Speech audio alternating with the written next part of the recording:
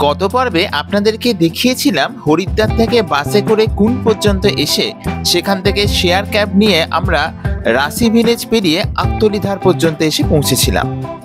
ঠিক এখান থেকেই আমরা শুরু করতে চলেছি আমাদের মদমহেশ্বরের ট্রেক। এক অপূর্ব সুন্দর এবং রোমাঞ্চে ভরপুর এই ট্রেকিং এর অভিজ্ঞতা শেয়ার করতে চলেছি আপনাদের সাথে। আপনাদের কাছে অনুরোধ থাকবে শেষ পর্যন্ত এই ভিডিওটির সাথে জুড়ে থাকার, আর অবশ্যই মনের মধ্যে থাকবে বাবা মদমহেশ্বরের নাম, বাবা ভোলেনাথের নাম। চলুন আপনাদেরকে নিয়ে শুরু করা যাক আমার এই যাত্রা।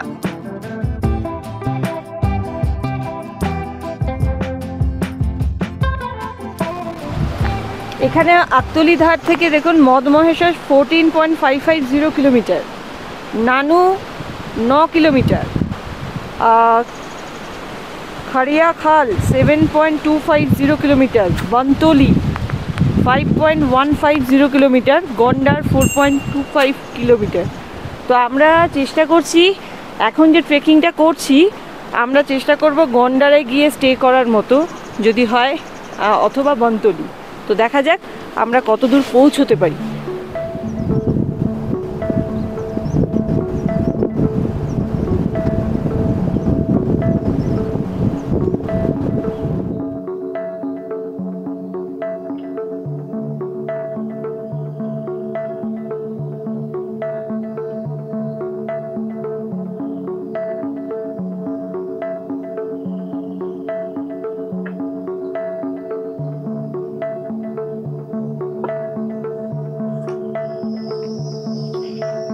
আমরা দুপুর 3টের সময় আকতলিধাম থেকে আমাদের যাত্রা শুরু করলাম। আমাদের আজকের ফার্স্ট গন্তব্য হচ্ছে গন্ডার। সেটা আকতলিধার থেকে 4.5 কিলোমিটার দূরে। এই 4.5 কিলোমিটার পথ যতটুকু শুনেছি পুরোটাই কিন্তু ডাউনওয়ার্ড, অর্থাৎ নিচের দিকে নামতে হবে। ওই ওপরের ওই পাহাড়ের উপর থেকে আমরা শুরু করেছি, ওখান থেকে আস্তে আস্তে আস্তে আস্তে নামতে নামতে এই রাস্তা ধরে আমরা নামছি।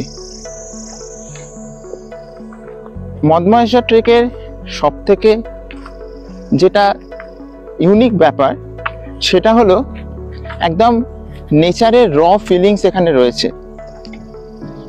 বেশি লোকজন নেই, শান্ত পরিবেশ, পাহাড়ে ঝর্ণার হালকা হালকা আওয়াজ, নিচ দিয়ে বয়ে যাচ্ছে মধুগঙ্গা,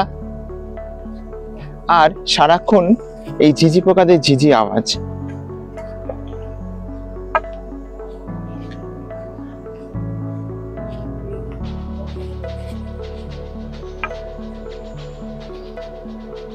ওই নিচ দিয়ে বয়ে যাচ্ছে মধুগঙ্গা।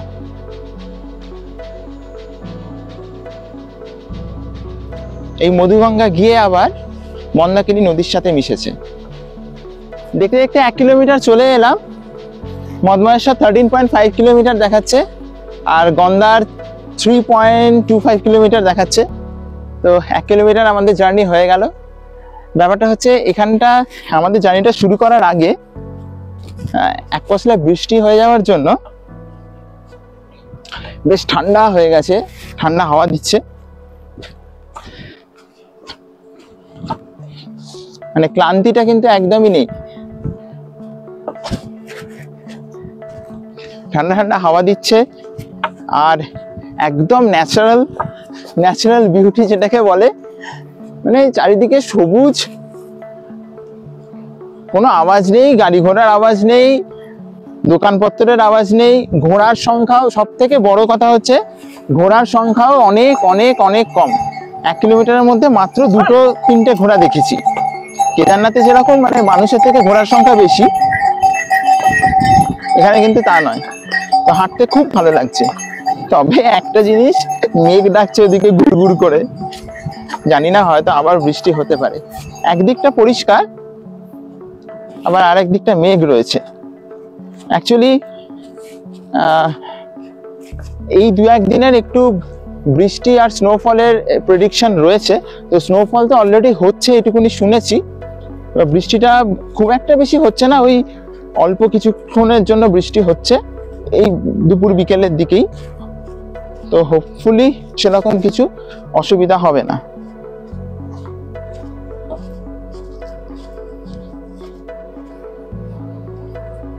পুরোটাই এইভাবে রাস্তাটা এখনো পর্যন্ত ডাউনই চলে গেছে, কিন্তু একটা চিন্তা করে সত্যি খারাপ লাগছে, সেটা হলো আমরা যখন ফিরবো তখন এই শেষ 4 কিলোমিটার কিন্তু আমাদের চড়াই চড়তে হবে।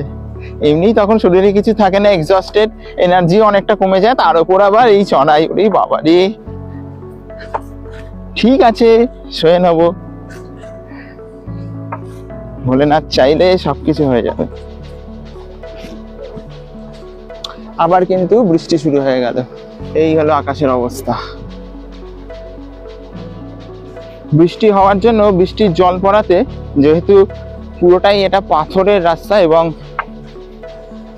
পাতা ফাতা অনেক পড়ে রয়েছে, প্লাস মাটি রাস্তা, তো একটু পিচ্ছিল পিচ্ছিল লাগছে কিছু কিছু জায়গায়।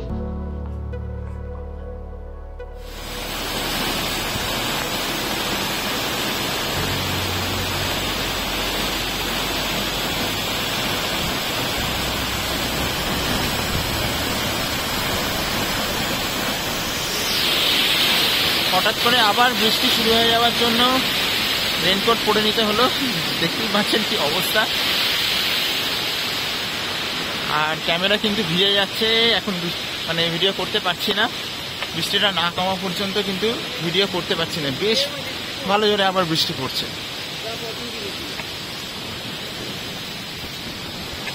তো আমরা ট্রেক করতে থাকছি, বৃষ্টিটা একটু কমলে আবার ফিরে আসছি, কেননা এই বৃষ্টিতে ক্যামেরা নিয়ে তারপরে রাস্তাও একটু পিচ্ছিল হয়ে গেছে, একটু অসুবিধা হচ্ছে, সেই জন্য বৃষ্টি কমলে আবার আসছি আপনাদের সাথে।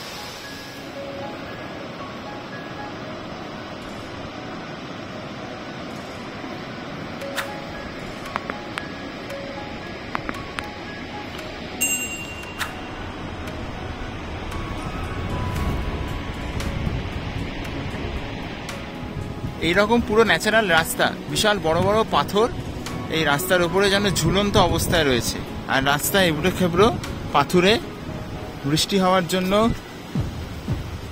এরকম স্যাঁতস্যাঁতে হয়ে রয়েছে।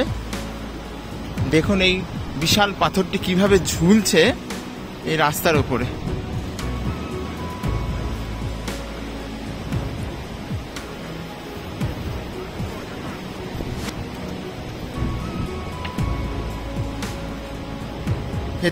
তলা দিয়ে এবার আমরা যাব, ঠিক যেন একটা ন্যাচারাল কেভ তৈরি হয়ে গেছে।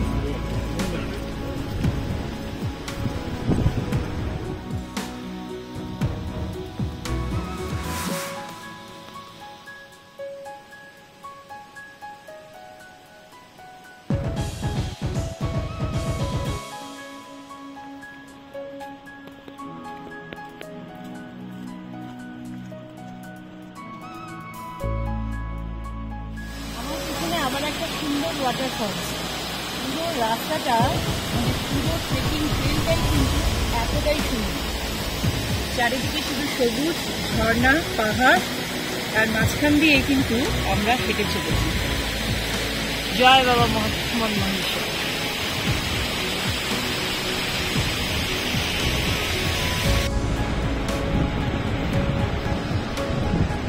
মানে রাস্তা দিয়ে হাঁটবো কি ট্রেক কি করব, এতবার দাঁড়াতে হচ্ছে।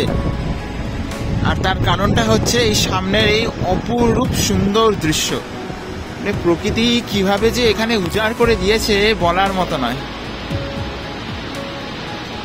বৃষ্টিটা হয়ে একটু অসুবিধার মধ্যে পড়েছি আমরা, এখন আবার ধরেছি বৃষ্টিটা, আবার বলতে বলতে আবার শুরুও হচ্ছে ছিটে ফোটা। কিন্তু এই এত সুন্দর ওয়াকিং ট্রেল আর পুরো ন্যাচারাল, শুধু ঝর্ণার আওয়াজ, ঠান্ডা হাওয়া বইছে, চারিদিকে সবুজ, আকাশটা মেঘলা হয়ে আছে, খুব ভালো লাগছে। খুব একটা কিন্তু ক্লান্তি আমাদের অনুভব হচ্ছে না, যেহেতু ওয়েদারটা এত সুন্দর, তার জন্য হাঁটতে বেশ ভালোই লাগছে। আমরা অলমোস্ট প্রায় গন্ডারের কাছাকাছি চলে এসেছি। 4 কিলোমিটার ট্রেক আমরা কমপ্লিট করলাম। 14.5 ছিল যখন আমরা শুরু করেছিলাম মদমশারের ট্রেক, আর এখন 10.5। আর এই 4 কিলোমিটার ট্রেক করতে আমাদের সময় লাগলো 2 ঘন্টা, মানে ভেরি স্লো যাকে বলে। 2 ঘন্টায় 4 কিলোমিটার। তবে আমরা কিন্তু অনেক ছবি তুলতে তুলতে, প্রকৃতির মজা নিতে নিতে, আনন্দ করতে করতে, ভিডিও বানাতে বানাতে এসেছি বলে কিন্তু দেরি হয়েছে। ঠিক আছে, অসুবিধা নেই। এখনো দিনের আলো বেশ ভালোই রয়েছে। দেখুন এই দিকটাতে কিন্তু সূর্যের আলো পর্যন্ত দেখা যাচ্ছে। খুব অল্প বৃষ্টি পড়ছে, ছিটে ফোঁটা। এই যে সূর্যের আলো এখানে দেখা গেছে, কিন্তু তার উপরে রয়েছে বেশ ঘন মেঘ আর হাওয়া দিচ্ছে। হয়তো বুঝতে পারছেন হাওয়ার আওয়াজটা।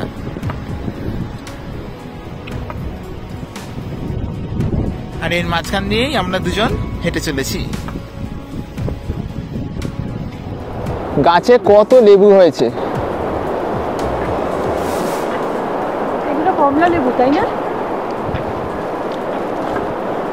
ভর্তি।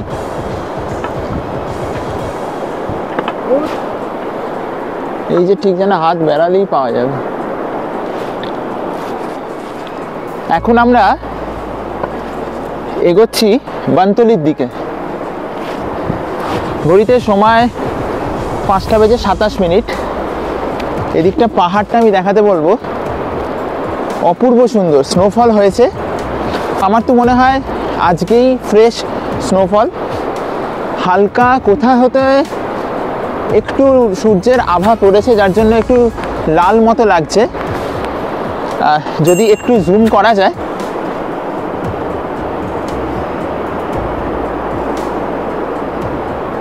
এখানে দেখা যাচ্ছে অপূর্ব সুন্দর।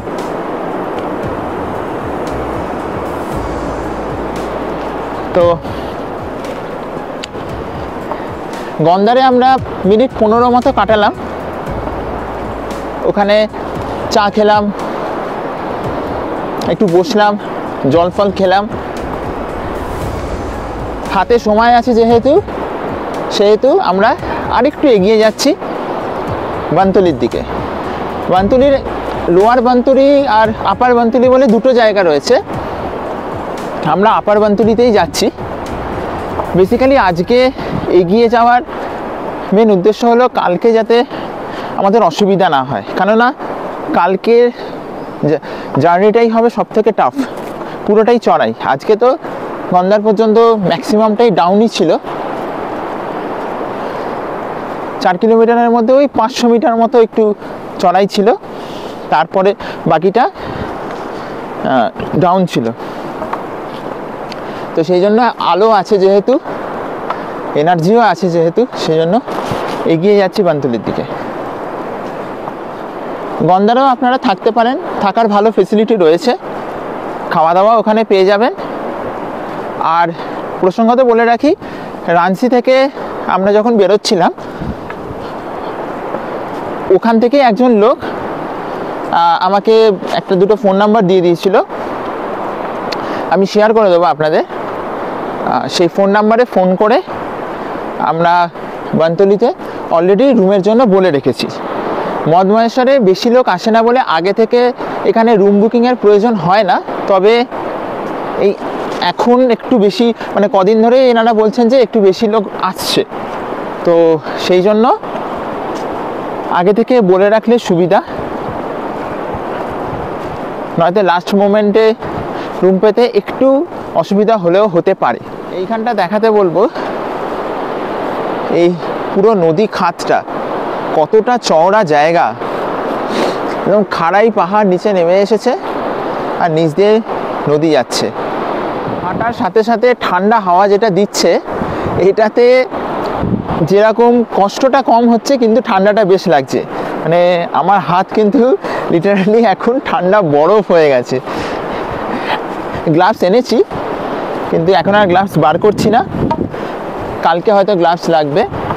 যারা ট্রেক ডাউন করে নামছে তাদের সাথে তো কথা হয়ই, তাদের সাথে কথা বলছি, তো তারা বলছে ওপরে কিন্তু বেশ ভালো ঠান্ডা আছে। গতকাল স্নোফল হয়নি, কিন্তু আজকে আমরা যে আসার সময় যে বৃষ্টিটা পেলাম সেটাই ওপরে কিন্তু স্নোফল হয়েছে। তো সুতরাং আমরা গিয়ে কিন্তু স্নো দেখতে পাবো আশা করছি, বা স্নোফলও দেখতে পারি।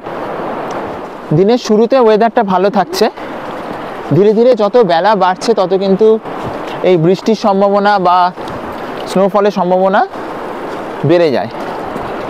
তো আর্লি মর্নিং কিন্তু এই যে ওয়েদার, এটা সব থেকে বেশি ভালো থাকে।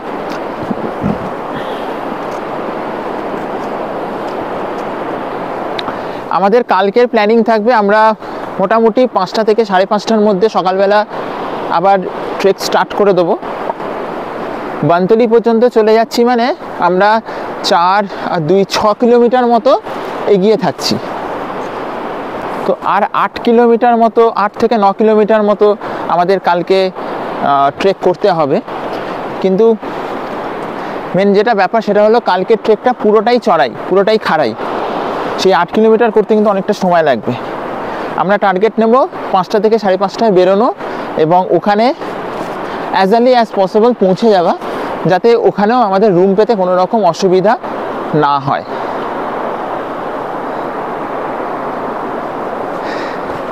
আশা করছি ভালো লাগছে আপনাদের এই সুন্দর দৃশ্য দেখতে। আমি সবসময় চাই যে আপনারা যদি ফিট থাকেন তাহলে এই সমস্ত জায়গায় যেখানে আসছেন সেখানে ট্রেক করে আসুন, নিজের পায়ে হেঁটে আসুন।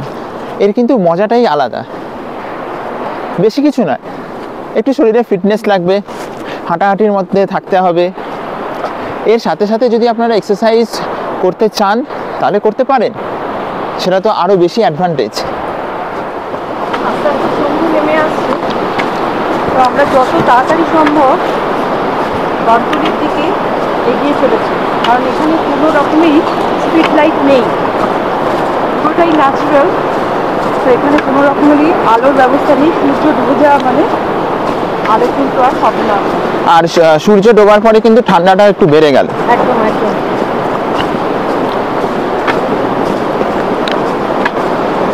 আমি ঠিক শিওরলি বলতে পারবো না, তাও মনে হয় এই যে এরিয়াটা দিয়ে আমরা হাঁটছি এটা কিন্তু কেদারনাথ ওয়াইল্ড লাইফ স্যাংচুয়ারির মধ্যে পড়ছে, ঠিক আছে? তো এই পুরো যে পাহাড়ি জঙ্গলটা এটা কিন্তু একটা ওয়াইল্ড লাইফ জঙ্গল, এখানে বন্য জীবজন্তু কিন্তু রয়েছে। তো এই রাস্তায় কিন্তু রাত্রে কখনো ট্রেক করবেন না, দিনের আলো যতক্ষণ রয়েছে ততক্ষণ ট্রেক করাটাই সব থেকে বেস্ট। বানতলি ঢোকার আগে এখানে দেখুন একটা কনফ্লুয়েন্স রয়েছে, দুটো নদী একটা জায়গায় মিশে আবার সামনের দিকে এগিয়ে যাচ্ছে। দুদিক থেকে দুটো নদী আসছে, একটা ওই দিক থেকে একটা এদিক থেকে। একটার নাম হচ্ছে মধুগঙ্গা, আর একটার নাম আমি এক্ষুনি ঠিক বলতে পারছি না, খেয়াল নেই। দুটো নদী মিলে যে নদীটা এগিয়ে সামনে চলে যাচ্ছে সেই মধুগঙ্গা নাম নিয়েই কিন্তু এগিয়ে চলে যাচ্ছে।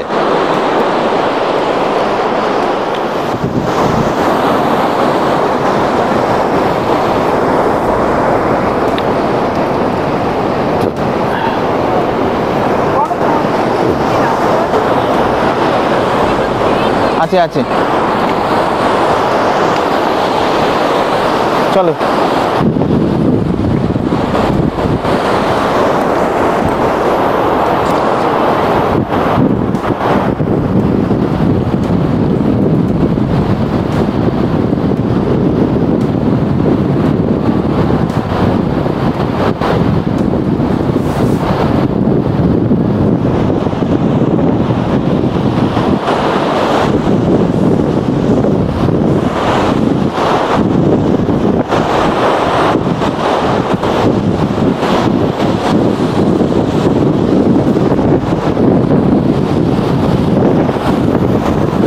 এই জায়গায় জলের ফোর্সটা দেখুন,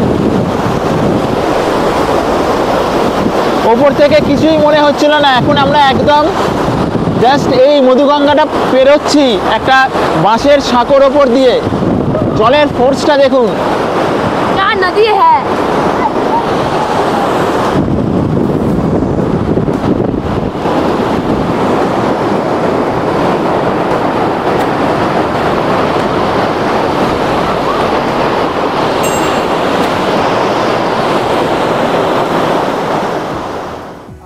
ধার থেকে আমরা আজকে হেঁটে চলে এলাম আপার বানতলি পর্যন্ত। অ্যাডভান্টেজ এটাই রইল যে আমরা গন্ধার পর্যন্ত প্ল্যান করেছিলাম, বাট আপার বানতলি পর্যন্ত অর্থাৎ প্রায় 1.5 থেকে 2.5 কিলোমিটার মতো আমরা এক্সট্রা আজকে আসতে পেরেছি।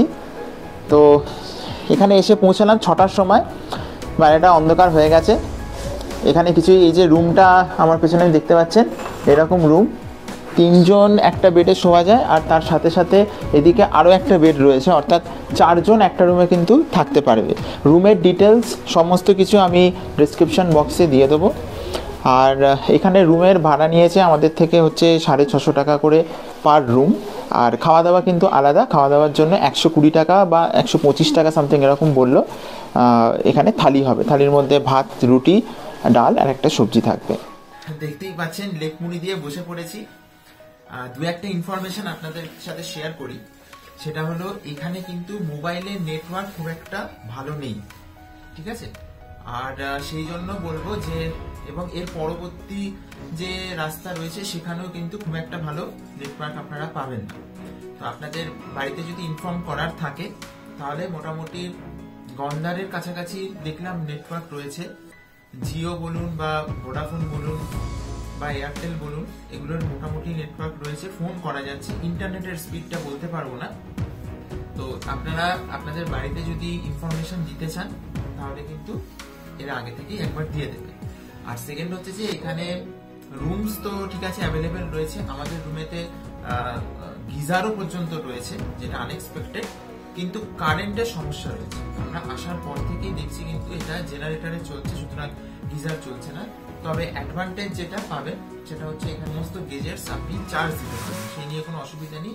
ঘরে একটাই লাইট, বাট ফোন বলুন, মোবাইল বলুন বা আদার্স যা যা গেজেটস আছে সেগুলো কিন্তু সব চার্জ দিতে পারবেন। তো এনিওয়ে আমরা এসে একটু ফ্রেশও হয়ে গেছি এখানে। এরপরে আমরা ডিনার করতে চলে যাব, যেমনটা বললাম। ডিনারে কি হয় সেটা দেখব, আর তারপরে আবার কালকে সকালে বেরোনোর আছে। তো এই ভিডিওটা আজকে এই পর্যন্তই রাখছি, আবার কালকে সকালে আপনাদের সাথে দেখা হবে। ভিডিওটা কেমন লাগলো, কতটা ইনফরমেটিভ লাগলো সেটা অবশ্যই কিন্তু কমেন্টসে লিখে জানাবেন। ভালো লেগে থাকলে বন্ধু বান্ধবদের মধ্যে শেয়ার করে দেবেন, যারা এই সমস্ত জায়গায় আসতে চায় তাদের হয়তো সেটাকে অনেক হেল্প করতে পারে। আর চ্যানেলে আপনারা নতুন হলে সাবস্ক্রাইব কিন্তু অবশ্যই করতে হবে, আর পাশে থাকা বেল আইকনটিকে ক্লিক করে দিতে হবে, যাতে আমি যখনই এই ধরনের নতুন কোনো ভিডিও দেবো, কোনো ইনফরমেশন মানে পাস করবো আপনাদেরকে, তো সেই নোটিফিকেশনটা যেন আপনাদের কাছে খুব তাড়াতাড়ি চলে আসে।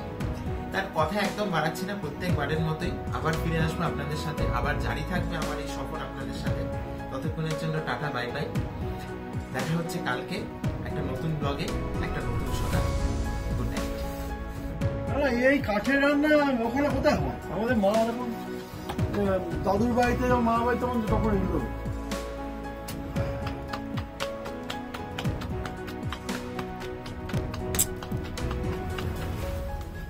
এই পরিবেশ পাবে না।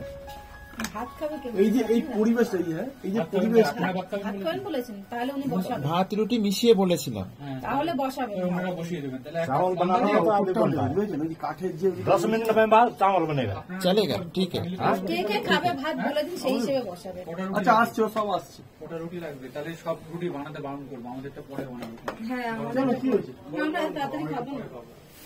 আমরা ভাই যখন দেয় তখন আমি কেন আপনারা খেয়ে নিন, উনি খেয়ে নেবেন। কাঠের এই ব্যাপারটা, কারণ এই জিনিসটা কিন্তু এই কাঠ দিয়েই তো সেইটা এই কাঠটা করছে। বলে ওইটা এই যে এখন প্রতিটা জিনিস কিন্তু ইম্পর্টেন্ট এখানে।